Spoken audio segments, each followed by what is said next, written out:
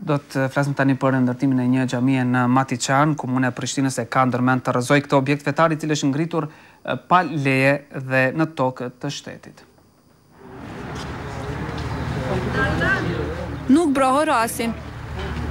As nuk kam pankarta në duar për të treguar se për çfarë protestojnë.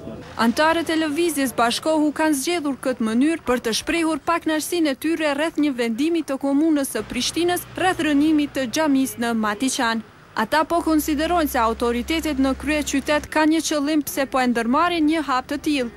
Nuk është kjo vetmja përpjekje që po bëhen që të rënohet identiteti dhe objektet fetare vetëm të besimit islam, neve na shqetëson shumë. Por arsyetim tjetër jep zëdhënësi I komunës së Prishtinës Azdren Osaj. Ai tha për Klan Kosovën se ajo xhami është nisur të ndërtohet në pronën e komunës dhe si të tillë komuna do e rrëzojë. E protestuesit po zotohen se një gjë të tillë nuk do ta lejojnë të ndodhë.